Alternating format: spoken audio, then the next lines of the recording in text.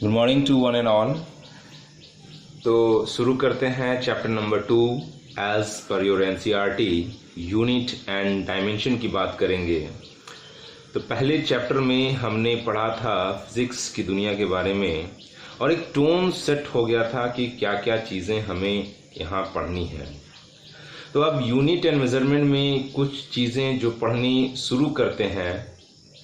तो फिज़िक्स में हमें कई चीज़ों का मेज़रमेंट करना पड़ता है, कई चीज़ों को नापनी पड़ती है। तो जिन चीज़ों को हम नाप सकते हैं, मेज़रमेंट कर सकते हैं, उसे हम कहते हैं फिज़िकल क्वांटिटी।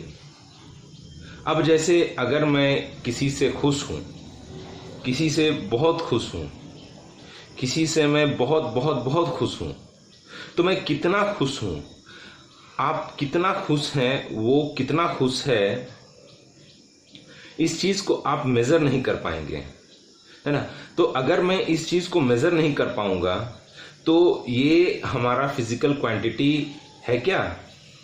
तो जिसको एग्जैक्टली नापा ना जा सके उसको हम फिजिकल क्वांटिटी नहीं कहेंगे। मैं किसी को नापसंद करता हूँ, किसी को बहुत नापसंद करता हूँ, किसी को कम नापसंद करता हूँ, तो मैं कितना नापसंद करता हूँ इसकी नपाई नहीं हो सकती। किसी से गुस्सा हूँ जैसे आप करते होगे, किसी से ज़्यादा गुस्सा है, किसी से कम गुस्सा है। तो जिन चीज़ों का हम मेज़र नहीं कर सकते, मेज़रमेंट नहीं कर सकते, उन्हें हम फिजिकल क्वांटिटी नहीं कहते हैं। और इन्हीं फिजिकल क्वांटिटी के बारे में हम लोगों को एक्चुअली में पढ़ाई करते हैं, जिन चीज़ों को हम लोग मेज़र कर सकते हैं। तो मैंने क्या कहा कि जिन क्वांटिटी का मेज़रमेंट नहीं कर पाएंगे, नाप नहीं पाएंगे, इस्तेमाल नहीं कर पाएंगे, उसके बारे में ज़्यादा स्टडी करना मुश्किल हो जाएगा। कुछ नपाई तो चाहिए ना उसकी, तो वो फिजिकल क्वांटिटी क्या होंगी, तो यह वे होंगी जिनकी हम मेज़रमेंट कर सकें। ठीक उसके आगे बात ये आती है, जो दुनिया है, जो वर्ल्ड है हमारे, जो वर्ल्ड है वो हमारे दो चीज़ों से मिलकर बनी है। एक है मैटर और दूसरा है रेडिएशन। रेडिएशन जैसे लाइट हो गया। अब मैटर का मतलब तो आप जानते हैं, जिस चीज़ में मास होता है। तो हर चीज़ में मास है जो आपको दिखाई पड़ रहा है, बस इस रेडिएशन का मास नहीं है, ऐसा समझ सकते हैं। और आगे 12th में जाके आप पढ़ेंगे कि मैटर और रेडिएशन एक सिक्के के ही दो पहलू हैं। मीन्स एक ही माँ के दो संतान हैं, दो अलग अलग चीज़ें नहीं हैं। अब जैसे इन चीज़ों की बात कर रहे हैं तो इनमें कुछ स्पेशल प्रॉपर्टी होता है। जैसे हमने एक किसको लेता हूँ, मैं ये लेता हूँ, ये पेन उठाया। अब इसमें एक प्रॉपर्टी है जिसको हम लेंथ, एक पेन उठाया जिसमें एक प्रॉपर्टी है जिसको हम लोग कहेंगे लेंथ, है ना। ये लंबा है। अब इस लेंथ को बताने के लिए हमें नापने की आवश्यकता है और ये एक स्पेशल प्रॉपर्टी है। तो ये एक मटेरियल का गुण हो गया, एक प्रॉपर्टी हो गई। कैसी प्रॉपर्टी हो गई? लेंथ। अब लेंथ हो गई तो बाकी प्रॉपर्टी भी इसी तरह से बनेगी। तो लेंथ हो गई तो हमने लेंथ को उसका नाम दे दिया लेंथ, कि लेंथ एक प्रॉपर्टी है। और इस तरह से चीज़ों को जैसे कौन कितनी लंबी है उसको लेंथ बोलेंगे, है ना। और लेंथ के लिए एक यूनिट भी डिसाइड कर लेंगे अभी। लेकिन इसके पास एक और दूसरी प्रॉपर्टी आ सकती है। क्या है कि ये पेन हम पे कितना जोर लगा रही है, प्रेशर लगा रही है, कितना दबा रही है हमारे हाथ को बेसिकली। तो हमने क्या देखा कि मान लीजिए एक छोटा लोहा लिया, एक छोटा सा लोहा लिया और को रखा और इस पेन को रखा, तो देखा कि वो छोटा सा लोहा मेरे हाथ पे ज़्यादा दबाव दे रही है और ये पेन उसके बनिस्बत कम दबाव दे रही है। मतलब कि ये पेन लंबा है और वो लोहे का चीज़ जो है वो छोटा है, उसकी लेंथ छोटी है, इसकी लेंथ बड़ी है, लेकिन फिर भी वो छोटे लेंथ वाला हम पे ज़्यादा दबाव बना रहा है, मेरे हाथ पे ज़्यादा दबाव बना रहा है। यानी ये हमारे हाथ पे लगने वाला प्रॉपर्टी लेंथ वाली चीज़ पे डिपेंड नहीं कर रहा है ना, वो लेंथ पे डिपेंड नहीं कर रहा है, तो वो कुछ और है, तो उसे कुछ और नाम भी देना होगा। तो हमने उस प्रॉपर्टी को बोल दिया कि यह मास है ना। तो चौड़ाई, मोटाई, जैसे चौड़ाई हो गई, मोटाई हो गई, ये जैसे समझ कि चौड़ाई मोटाई में यहाँ पे डायरेक्शन चेंज हो गई, ये लंबाई है तो इधर डायरेक्शन चेंज कर दिया तो ये चौड़ाई हो गई, ये मोटाई हो गई, है ना। तो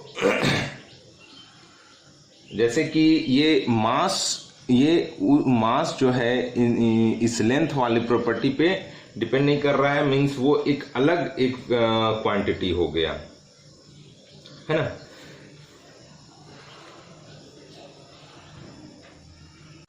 तो समझ आ गया होगा कि एक मैटर के पास, एक रेडिएशन के पास एक ऐसी प्रॉपर्टी हो सकती है जैसे लेंथ, मास और भी कई चीज़ें आएंगी।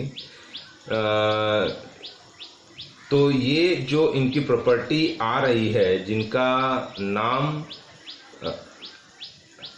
होगा, हमने अब हमें उनको नापना भी तो पड़ेगा। हम कैसे कम्युनिकेट करेंगे दूसरों को कि ये इतनी लंबी है, इतनी है, मीन्स इतनी है, तो ऐसे तो बात नहीं चलेगी। तो कुछ ना कुछ तो हमको बनाना पड़ेगा। तो बताने के लिए हमने मेज़रमेंट करने के लिए यूनिट्स डिसाइड किए। जैसे हिंदुस्तान में भी नापते हैं, विदेश में भी नापते हैं, तो सबकी भाषा समझ सके, सबको समझा सके, इसके लिए हमें एक स्टैंडर्ड यूनिट बनानी पड़ेगी कि ये इतना बड़ा है, ये इतना बड़ा है ना। तो एक स्टैंडर्ड यूनिट जो पूरे इस कॉन्टेक्स्ट में, पूरे वर्ल्ड में एक समान हो, जैसे, और उसके लेंथ में, जैसे मैं बताता हूँ कि मैंने इसको मान लिया 1 मीटर, सपोज दैट ये मेरा 1 मीटर हो गया। अब ये स्टैंडर्ड हो गया, अभी इसी के मल्टीपल मिलेंगे, 1 मीटर, 2 मीटर, ये जो हो गया ये एक स्टैंडर्ड हो जाएगा लेंथ, जिससे हम लोगों को क्या होगा कि कम्युनिकेट करने में हम लोगों को आसान होगा। नहीं तो क्या होगा कि सब हम मीटर में बोल रहे हैं, वो कुछ और में समझ रहे हैं। बिकॉज अगर यदि एक यूनिफॉर्मिटी नहीं रहेगी तो ये काफ़ी कन्फ्यूज़न क्रिएट करेगा, ये क्या बोल रहे हैं। मान लेते हैं हम मीटर में बोल रहे हैं, कुछ वो फुट में समझ रहा हो। तो एक स्टैंडर्ड हमारे पास एक यूनिट होनी चाहिए, जिससे हम लोग अपने चीज़ को आसान रख सकें, उसको समझा सकें। और जैसे ये 1 मीटर मान लिया, इसको मैंने 1 मीटर मान लिया, अब इसी के मल्टीपल में मैं लेते चला जाऊं, 1, 2, 3, तो इस तरह से क्या होगा, ये 1, 2, 3 से चलता चला जाएगा और इसी के मेजरमेंट में आता रहेगा। तो यहाँ पे आप देख रहे हैं कि हम क्या कह रहे हैं, जैसे कि 1 मीटर में लिया और उसी के मल्टीपल्स में, नंबर्स में मल्टीप्लाई करते चले गए। तो चलिए हम लोग अब इसको क्या लिखेंगे, हम लोग यहाँ पे हम लोग देखते हैं। इसको थोड़ा सा मैंने राइटअप प्रिपेयर करके रखा है। तो जैसे हम लोग चैप्टर स्टार्ट किया यूनिट्स एंड मेजरमेंट की, तो उसमें सबसे पहला चीज़ जो आता है वह होता है फिजिकल क्वांटिटी। तो फिजिकल क्वांटिटी क्या है, is a property characteristic of a material और radiation which can be measured. Example जैसे हो गया लेंथ, मास, टाइम, ये सारे को मैं मेज़र कर सकता हूँ। तो ये सारे हमारे हो गए फिजिकल क्वांटिटी। अब हैप्पीनेस, एंग्रीनेस, इन चीज़ों को मैं मेज़र नहीं कर सकता हूँ, तो ये सब फिजिकल क्वांटिटी नहीं कहलाएंगे। नाउ अब क्या है कि जैसे मेज़रमेंट की मैं बात करूँ मेज़रमेंट, तो इसमें जैसे हम लोगों ने अभी डिस्कस किया कि एक स्टैंडर्ड मेज़रमेंट होना चाहिए जिसको हम लोगों ने नाम दिया यूनिट। तो कोई भी एक फिजिकल क्वांटिटी क्या है, वो जो स्टैंडर्ड मेज़रमेंट हो गया, जैसे ये स्टैंडर्ड मेज़रमेंट हो गया 1 मीटर, तो अब हमको उसका 2 टाइम्स चाहिए, मीन्स ये n हो गया वो नंबर 2 टाइम्स और यूनिट हो गया यही स्टैंडर्ड मेज़रमेंट, तो 2 टाइम्स ऑफ दिस यूनिट, तो 2 times of 1 metre means 2 metre, 3 times of 1 metre means 3 metre. तो ये जो n हो गया ये एक नंबर हो गया और ये u हो गया यूनिट, जो कि एक स्टैंडर्ड मेज़रमेंट है।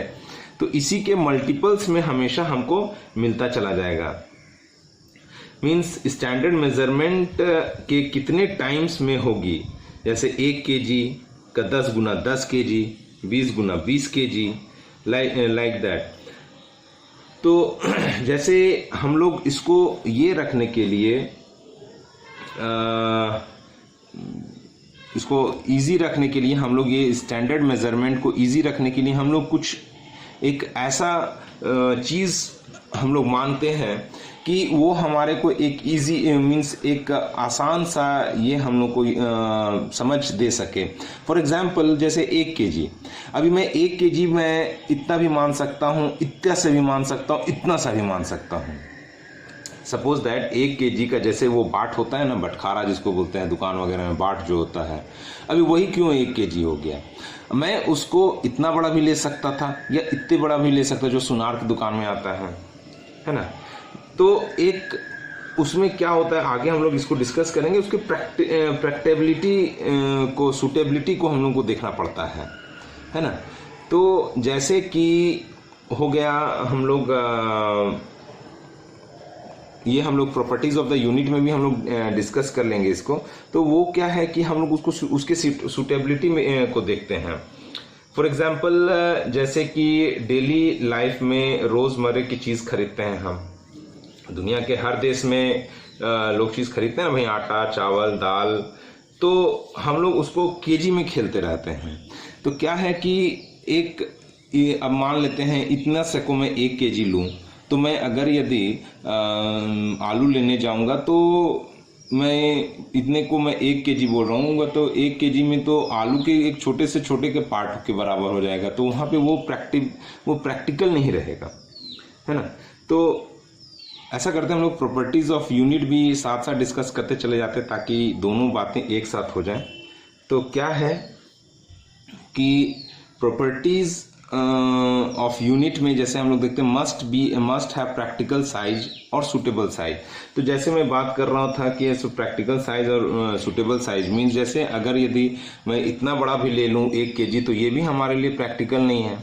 तो क्या है कि 1 kg को एक ऐसा लिया गया जो एक स्टैंडर्ड फॉर्म में कि वो सब देश में एक सूटेबल वैल्यू को होल्ड करे और वो हमारे लिए समझना आसान हो। जैसे अब आप आलू लेने जाते हैं तो ये नहीं बोलते हैं कि, ये बोलते हैं कि 1 kg आलू दो, 2 kg आलू दो, 10 kg आलू, ये नहीं बोलते कि 2 ट्रक आलू दे दो, है ना। तो ये हमारे लिए प्रैक्टिकल नहीं है। सूटेबल साइज का होना चाहिए, प्रैक्टिकल होना चाहिए, सूटेबल साइज का होना चाहिए।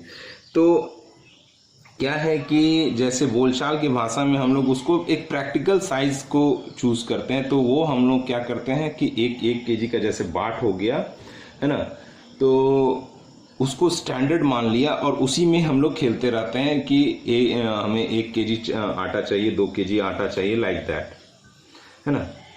तो ये क्या होता है, कोई पढ़ा हो या ना पढ़ा हो सब उसको समझ में आ जाता है कि हाँ भाई 1 kg है और वो आराम से तौल देता है।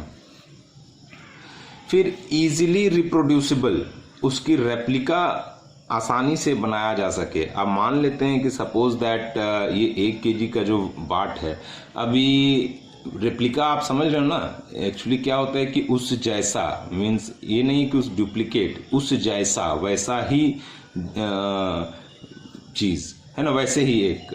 तो क्या है कि इजीली रिप्रोड्यूसिबल हो सके। मान लेते हैं आप दिल्ली में बन रहा है, तो अभी पूरे कंट्री को देखना है, तो वो क्या करेगा, हर एक जगह, हर एक डिस्ट्रिक्ट का, हर एक प्लेस का एक वहाँ से एक उसका रेप्लिका बना के ले जाएगा, रेप्लिका ले जाएगा और वो अपने वहाँ पे हर जगह डिस्ट्रीब्यूट करेगा। तो इजीली वो वहाँ से ले गया और फिर जैसे हजारीबाग वाले ने दिल्ली से लेकर के आया एक, अभी वो हज़ारीबाग में सबको सब दुकान वाले उसी के जैसा एक बनवा लिया। तो जो इजीली रिप्रोड्यूसिबल हो सके, that is your must be the property of the unit, जो इजीली रिप्रोड्यूस हो सके। और फिर क्या है, which should not change with time, time के साथ ऐसा चेंज ना हो। मान लेते हैं मैंने इसको 1 मीटर माना है, अभी ये टाइम के साथ क्या हो जाए कि 1 साल में ये बढ़कर कितना हो जाए। तो ऐसा नहीं है कि ये टाइम टू टाइम इसको चेंज करते रहें। जैसे क्या था कि पहले ब्रिटिश सिस्टम में हम लोग फूड को लेते थे, तो जो कि उसको मैं आगे एक्सप्लेन भी करूंगा कि फूड काफ़ी प्रैक्टिकल नहीं हुआ करता था, तो उसको हम लोगों ने चेंज कर दिया और नया लेके आया मीटर। तो उसमें क्या है कि जैसे ये 1 मीटर का हम लोगों ने माना, तो ये ऐसा नहीं है कि टाइम टू टाइम चेंज हो, है ना। ये मान लेते हैं कि 1 साल में इतना था, अभी वो बढ़ करके इतना हो जाए, अगले साल में इतना बढ़ के हो जाए, और उसके बाद वाले साल में और भी बढ़ के चला जाए। तो ऐसा नहीं है, जो कि टाइम टू टाइम इसको ये चेंज होता रहा।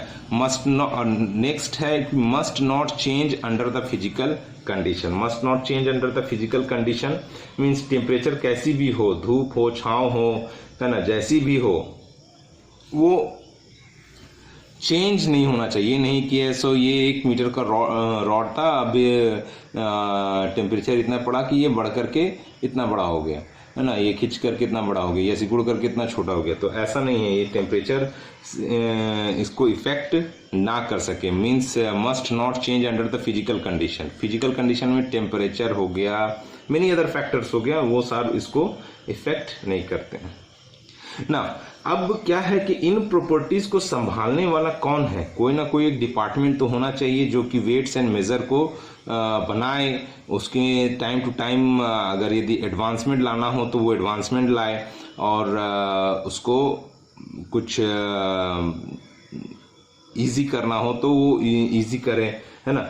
ये जो देखे तो जो गवर्न करे तो वो कौन है? तो भाई general conference on weights and measures, जिनका हेडक्वार्टर है फ्रांस में। तो ये वो बॉडी है जो कि इन सब चीज़ों को देखती है और टाइम टू टाइम इसको ये करती है, अपडेट करती है। ये क्या है कि ये जनरल है, ये जो डिसाइड करेगी वही पूरे वर्ल्ड में माना जाएगा। ये अगर यदि कल को बोलते कि नहीं 1 kg इतना है, तो इसी को आपको मानना पड़ेगा, है ना। तो यही टाइम टू टाइम ये चेक करती रहती है और इन चीज़ों को गवर्न करती है। देखिए, कोई भी बॉडी होती है वो चीज़ों को आसान करने के लिए होती है, ये नहीं कि ये ऐसा अपने मन से कुछ भी करता रहेगा, है ना। जो ह्यूमैनिटी के लिए बेस्ट हो सके वो ये देखेगा, है ना। तो इसका नाम क्या हो गया, ये कभी कभी आता है, इसको आप याद रखेंगे। Means not in the exam but in the means general competition you may find कि which body governs the weight and measures. तो it is the general conference on weight and measures, headquarter is France. Now अभी इसमें हम लोग आगे देखेंगे कि system of measurement, यहाँ पे अलग अलग सिस्टम ऑफ मेजरमेंट होते हैं, है ना। जैसे ब्रिटिश सिस्टम में क्या था कि पहले ब्रिटिश सिस्टम में वो लोग लेंथ को फुट में कंसीडर करते थे, मास को पाउंड में, टाइम को सेकेंड में। तो इसको हम लोग कहते थे FPS, जो कि एक ब्रिटिश सिस्टम हो गया। एक था फ्रेंच सिस्टम जो कि लेंथ को सेंटीमीटर, मास को ग्राम और टाइम को सेकेंड में, इसको CGS बोलते थे। फिर एक आया MKS चूँकि अब क्या था कि हम लोग अब ट्रेड करते थे, हर कंट्री के साथ ट्रेड करते थे। अब यहाँ पे हम लोगों ने kg में बोला, ब्रिटिश वाले ने पाउंड में समझा, है ना। तो ये काफ़ी कन्फ्यूज़न, मीन्स साइंटिफिकली अगर देखा जाए तो ये अनवांटेड कन्फ्यूज़न है जिसका कोई हमें रिक्वायरमेंट है नहीं। तो ये इस तरह के कन्फ्यूज़न को हटाने के लिए हम लोगों ने एक जनरल ले लिया, मीटर, किलोग्राम और सेकंड, जो कि पूरे बोलचाल में, मीन्स मेजरमेंट में के पूरे बोलचाल में सब जगह पूरे वर्ल्ड में यूनिफॉर्म है। बिकॉज अब हम लोग ट्रेड करते हैं, सबसे हम लोग ये करते हैं, है ना। अभी यहाँ पे हमें कुछ चीज़ें आयात निर्यात करनी होती हैं तो हम लोग सब किलोग्राम में करते हैं, है ना कि अब पाउंड में। अब मैं किलोग्राम में डिस्कस कर रहा हूँ, ब्रिटेन वाला पाउंड में समझे, तो ये काफ़ी कन्फ्यूज़न क्रिएट होगा जो कि हमारे लिए इलॉजिकल है, ये समझ से परे है। अभी हम लोग और देखेंगे कि इससे भी एक एडवांस सिस्टम आ जाता है हमारा एसआई, है ना, सिस्टम आता है। तो एक्चुअली में एसआई सिस्टम आने से पहले अलग अलग देशों में अलग अलग सिस्टम थे, है ना। जैसे ब्रिटेन में मैंने बताया एफपीएस, फ्रेंच में सीजीएस, फिर ये एक जनरल बनाया गया। तो एसआई को क्यों हम लोग, what is the advantage of SI unit, वो भी हम लोग आगे डिस्कस करेंगे। जैसे हम लोग यहाँ पे अभी तक के 3 ही लेकर के चलते, लेंथ, मास, टाइम। एसआई में देखेंगे कि उसमें ज़्यादा से ज़्यादा प्रैक्टिकल यूनिट्स हैं, मीन्स हमारे यूनिट्स हैं, है ना, स्टैंडर्ड यूनिट्स हैं, है ना। 9 आ जाते हैं, पहले तो 7 थे, अब 2 भी और जोड़ दिया गया है उसमें। तो ये सारा जो बेनिफिट है, इस वजह से हम लोग एसआई को हम लोग लेते हैं। एसआई के बारे में हम लोग डिटेल में अब समझेंगे थोड़ी देर के बाद। अब इनके बाद आता है fundamental and derived quantity. Fundamental and derived quantity. तो फंडामेंटल एंड डिराइव्ड, ये हम लोगों ने एसआई के बारे में यहाँ लिखा हुआ है। फिलहाल हम लोग पहले ये समझते हैं fundamental and derived quantity. 2 types of quantity. There are 2 types of physical quantity. 2 types of physical quantity. एक होता है फंडामेंटल और एक होता है derived. There are 2 types. One is fundamental physical quantity and the other one is derived. तो जैसे कोई भी हम लोगों ने फिजिकल क्वांटिटीज़ को हम लोगों ने माना, जैसे ये कोई फिजिकल क्वांटिटी है, तो हम लोगों ने क्या माना कि ये क्या होता है, एक स्टैंडर्ड यूनिट हो गया और इसी के मल्टीपल में होता है। N is the number. Number means कोई भी एक नंबर हो गया कितने टाइम्स, जैसे 1 मीटर हो गया हमारा स्टैंडर्ड यूनिट, तो उसका कितना गुना, 10 मीन्स 10 मीटर, 10 गुना मीन्स 10 मीटर, लाइक दैट। तो अब अभी हम जिसे नापने जा रहे हैं वह फिजिकल क्वांटिटी किस टाइप की होगी, कैसी है वो। जैसे हमने लेंथ की बात की, मीन्स लेंथ की बात की थी, मेज़र करने का भी तरीका हम लोगों ने पढ़ा था, वही Q = NU। तो हम उस क्वांटिटी की बात कर रहे हैं, तो हमें जानना है कि किस तरह की क्वांटिटी होती है।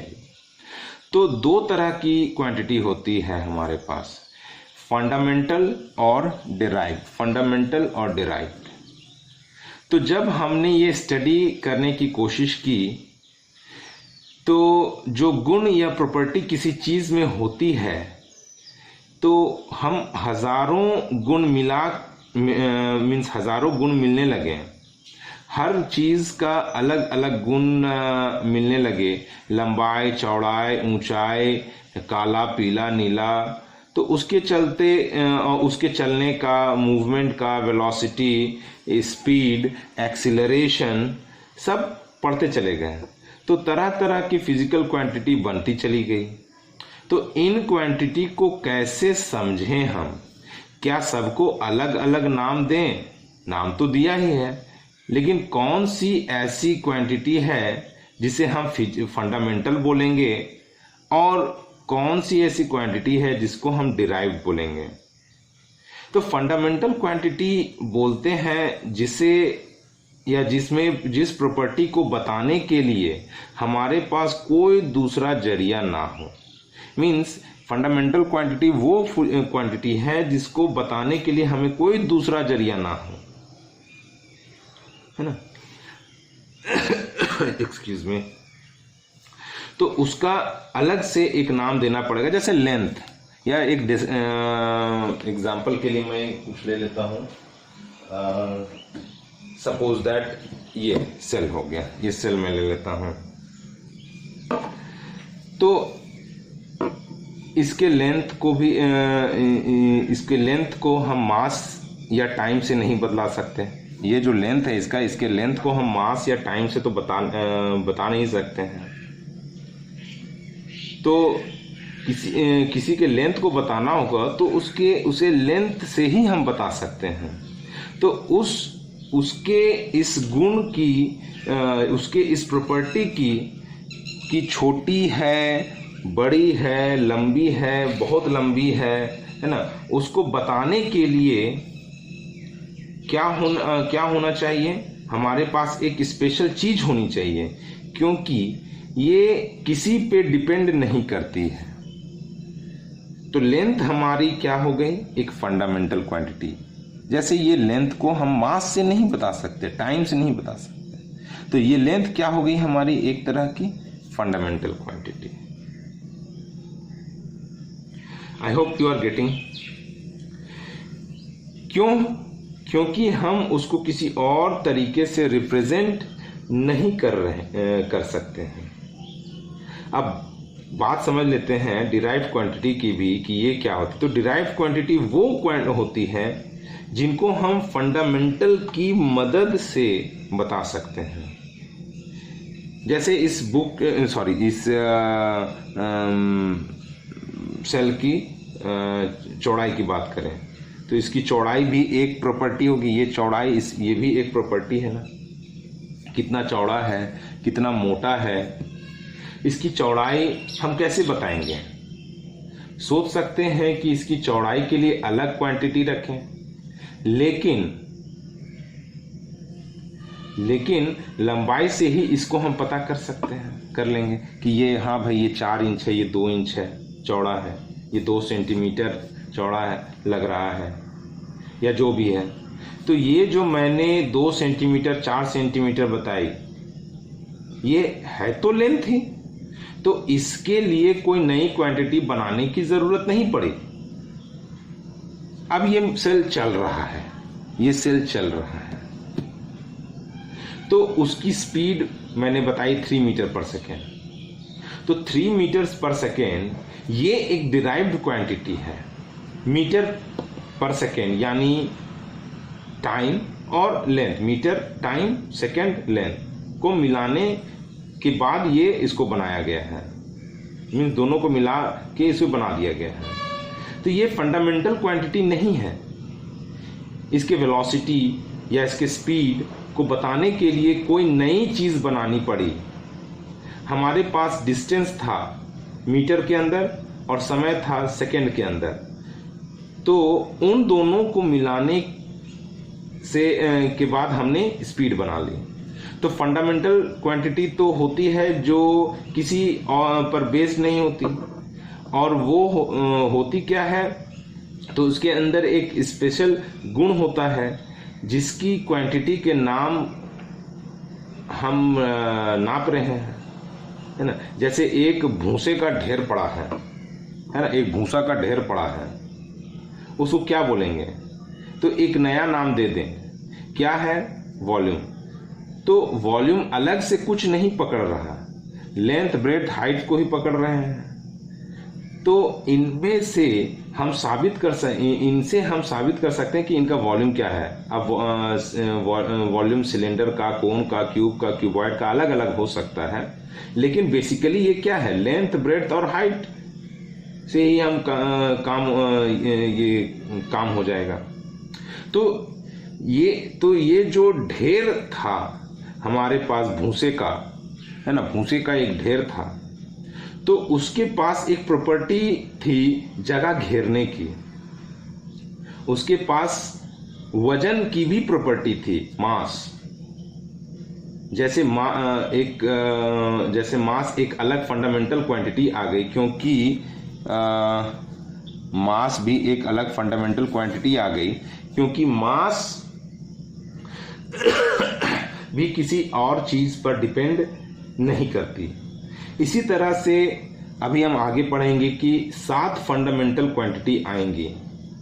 बाद में 2 और सप्लीमेंट्री जोड़ा गया, है ना, 1975 के बाद, क्योंकि उसको भी माना गया कि उन्हें हम कोई और चीज़ों से रिप्रेजेंट नहीं कर सकते। जैसे बताएं कि एलईडी, जो आपके घर में एलईडी जलते हैं ना, जलाते हैं ना, उसके डिब्बे में लिखा होता है ल्यूमेन।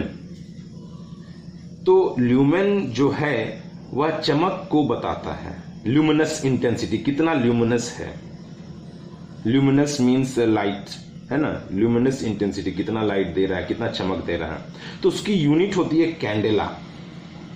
तो कैंडेला क्या है? Candela is the unit of वही ल्यूमिनस इंटेंसिटी, है ना। कैंडेला ही क्यों चुना गया? क्योंकि पहले जमाने में चमक बढ़ाने के लिए कैंडल की यूज किया जाता था, कैंडल यूज की जाती थी। अब जैसे एक बल्ब है जो 10 कैंडल के बराबर चमक रखती है, तो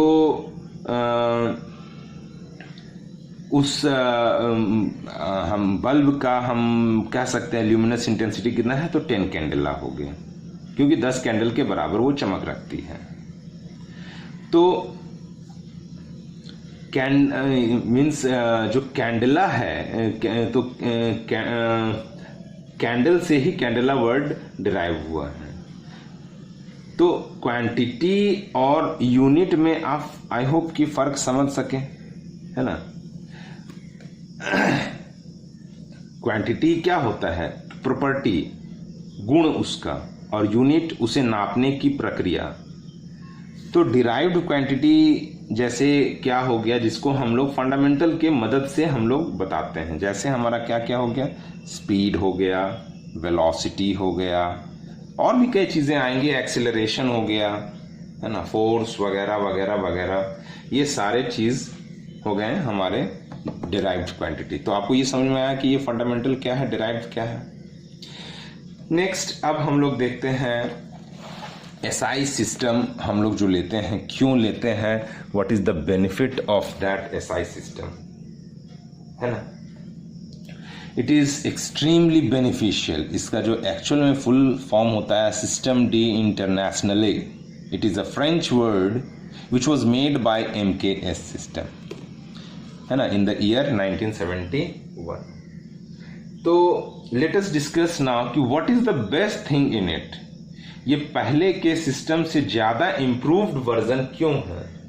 देखिए क्या था कि MKS में हमारे 3 थे, इनके एडवांटेज को हम लोग देखते हैं। तो MKS में क्या था हमारा, length, m metre, kilogram second, length, mass and time, है ना। लेकिन यहाँ पे जो SI सिस्टम में क्या है कि यहाँ पे it has more fundamental units. जैसे MKS में केवल 3 फंडामेंटल था, लेंथ, मास, टाइम। यहाँ पे 7 + 2 बाद में एक जोड़ा गया, ये फंडामेंटल यूनिट्स होते, इतने फंडामेंटल यूनिट्स होते हैं, है ना। तो जितना ज़्यादा हमारे पास फंडामेंटल यूनिट्स रहे उतना इम्प्रूव्ड वर्जन वो होगा। भाई MKS में तो केवल 3 थे, यहाँ पे तो 9 हो गया। फिर क्या है कि it is a metric system, means it always comes under the multiples of 10। जैसे कि हमने क्या किया, 10-10 के मल्टीपल में आ रहे हैं। जैसे 10 ऐसे हम लोग समझ सकते हैं, है ना, कि 1 की लेंथ से मैं लेता हूँ। जैसे 1 kilometre is equals to 1000 metre, है ना। मेट्रिक सिस्टम मीन्स या तो 10 या 10 के मल्टीपल्स में बढ़े। देखिए ये 10 के मल्टीपल्स में 1 किलोमीटर इक्वल्स टू 1000 मीटर। इसको मैं कह सकता हूँ इंटू सेंटीमीटर, इसको मैं कह सकता हूँ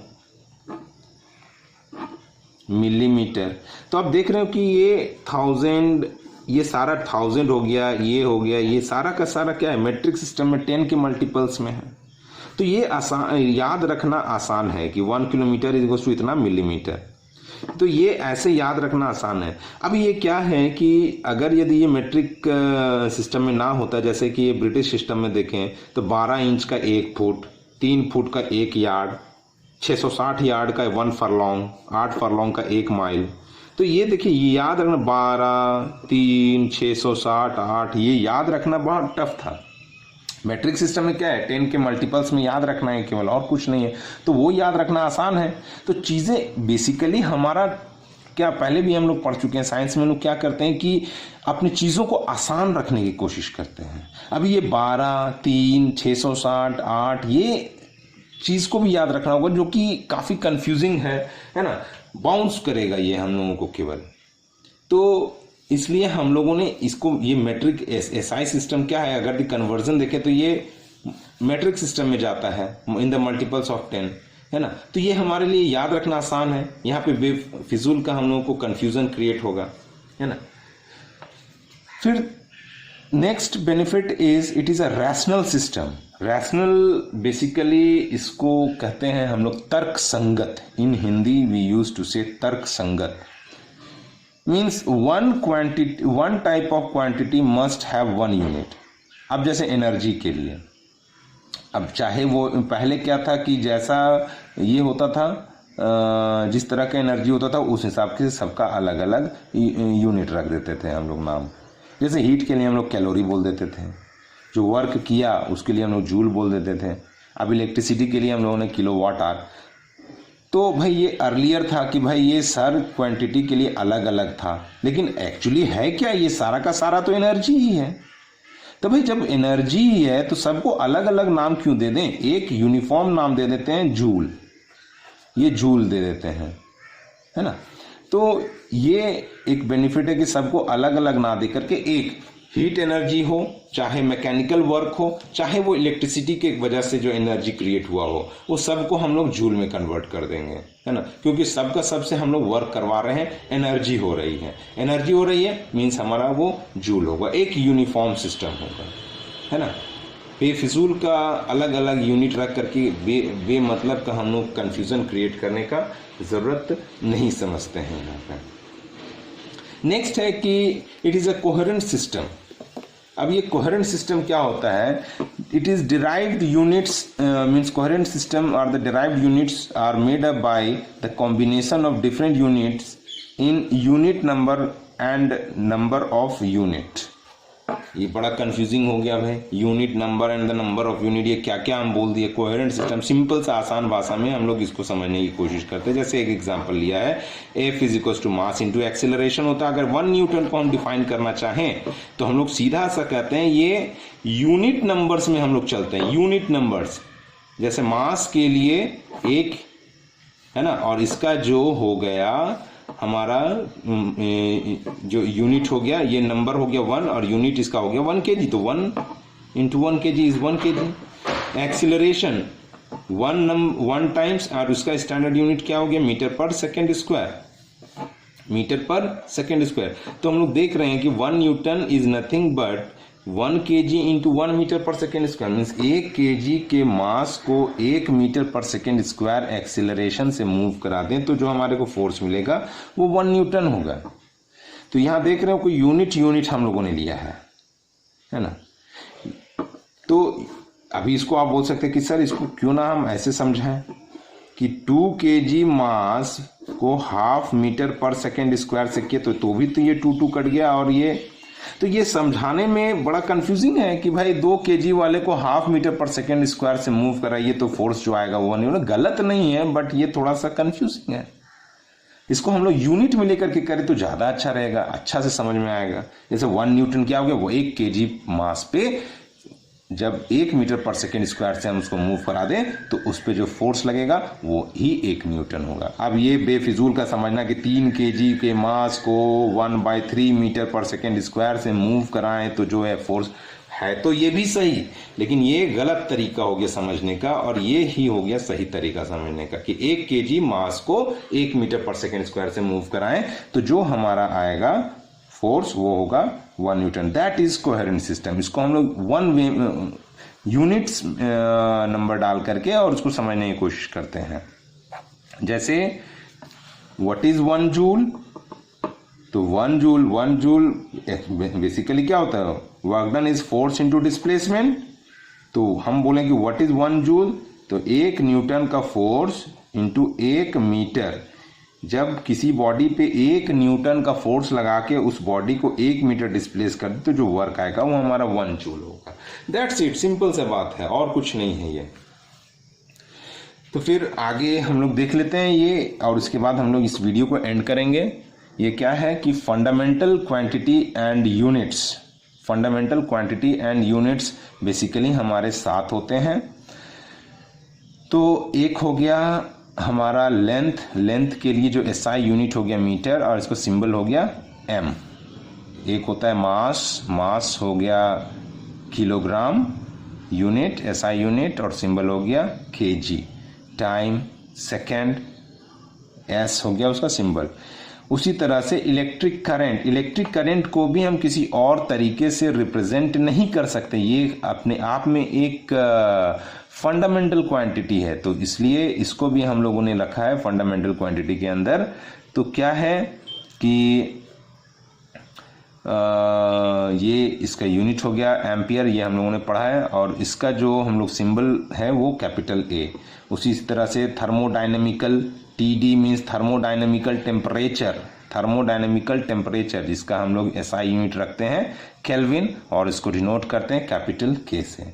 फिर एक होता है amount of substance, amount of substance वो होता है यूनिट मोल, और सिंबल भी MOL, मोल। फिर एक है हमारा ल्यूमिनस इंटेंसिटी जिसका SI यूनिट हम लोग लेते हैं कैंडेला और डिनोट करते हैं CD। अब यहाँ देखोगे कि ये कैपिटल में है, ये कैपिटल में है ना, ये दोनों कैपिटल में है। तो कैपिटल में जब भी हम लोग किसी का यूनिट देते हैं साइंटिस्ट्स के नाम पे, साइंटिस्ट के नाम पे जब देते हैं तो उनका जो सिंबल होता है वो कैपिटल से डिनोट करते हैं। एम्पियर भी एक साइंटिस्ट था और केल्विन भी एक साइंटिस्ट था। तो इसमें 2 और फंडामेंटल क्वांटिटीज आगे जोड़े गए जिसके बारे में हम लोग डिस्कस करेंगे इन द नेक्स्ट वीडियो। फिलहाल आई होप कि what I have discussed the introduction of unit, basically what we have discussed introduction of unit and advantage of SI unit and what are the basic fundamental quantity. I hope you all have understood. Thank you and wait for the next video.